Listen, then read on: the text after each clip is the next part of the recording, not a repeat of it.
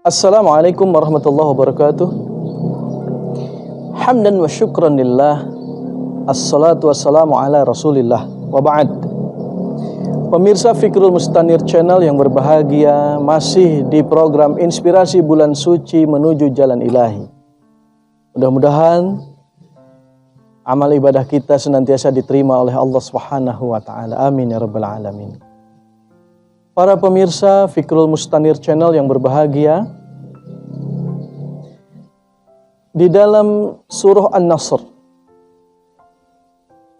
Allah Subhanahu wa taala menggambarkan bagaimana kejadian penaklukan kota Makkah. Allah berfirman, "A'udzubillahi minasyaitonir rajim. Idza jaa'a nasrullahi wal fath wa ra'aitan nasa yadkhuluna fi dinillahi afwaja." Fasabbih bihamdi rabbika wastaghfir innahu kana tawwaba. Ketika telah datang pertolongan Allah, yaitu Al-Fath, penaklukan kota Mekah, maka kamu melihat manusia berbondong-bondong masuk ke dalam agama Allah. Para pemirsa Fikrul Mustanir Channel yang berbahagia, kebanyakan kita tentu saja atau hampir semua menghafal ayat itu, dan sedikit banyak kita mengetahui cerita tentang penaklukan kota Mekah. Tapi yang menarik adalah, seperti yang digambarkan di dalam banyak buku sejarah, bahkan seorang Kristen kelahiran Lebanon menulis buku History of the Arabs, The History of the Arabs. Dia memberikan catatan, dia memberikan komentar ketika Rasulullah Muhammad SAW dengan 10.000 tentara memasuki Mekah dan menaklukkan kota Mekah. Apa yang Rasulullah lakukan terhadap orang-orang kafir, orang-orang musyrik yang ada di Mekah, yang selama 20 tahun, kurang lebih 13 tahun di Mekah Nabi dakwah pertama kali. Kemudian dilanjutkan ke Madinah dengan peperangan yang dilakukan antara Muslim dengan musyrik. Tapi ketika Rasulullah Muhammad SAW berhasil menaklukkan kota Mekah, apa yang Rasul lakukan terhadap musuh-musuhnya itu? Ini diberikan komentar oleh Philip Kahiti di dalam bukunya tadi. Dia katakan, tidak pernah saya melihat, tidak pernah saya membaca bagaimana perlakuan pasukan yang menang perang sebagaimana yang dilakukan oleh Muhammad beserta tentaranya.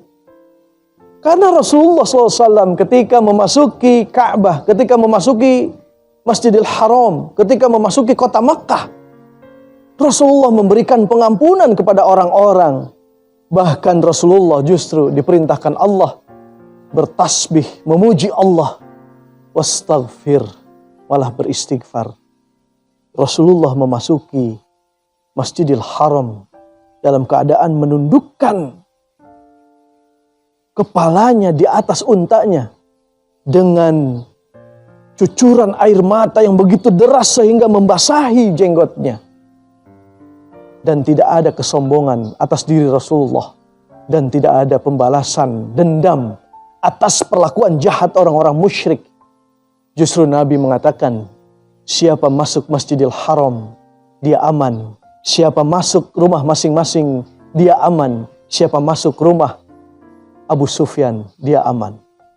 Para pemirsa Fikrul Mustanir Channel yang berbahagia, seharusnya ini menjadikan penyadaran bagi kita ketika Allah Subhanahu wa taala menurunkan risalahnya, kita beriman kepadanya dan kita emban dia. Bahkan ketika risalah ini diemban oleh seorang kepala negara yang menang perang, kekuasaan total ada di tangannya, tapi sikap seorang muslim pasti akan membawa kebaikan bagi musuh-musuhnya. Harusnya ini menjadi pelajaran bagi kita. Syariat Islam yang Allah turunkan kepada kita, kepada Nabi Muhammad SAW, kepada para ulama, kepada para sahabat, dan kepada seluruh umat manusia di akhir zaman ini, Al-Quran, kitab terakhir yang Allah turunkan, itu pasti membawa kebaikan bagi kita ketika kita mengembannya, melaksanakannya di tengah kehidupan. dalam kehidupan bermasyarakat, bernegara, dalam masalah ibadah, demikian juga dalam masalah akhlak. Mudah-mudahan kita semua diberi kesempatan oleh Allah Subhanahu wa taala untuk bisa menerapkan totalitas Islam sehingga akan keluar problematika, akan selesai problematika kehidupan manusia yang saling bunuh, saling berperang di antara mereka, saling yang kaya menindas yang miskin, pejabat yang penguasa menindas rakyat.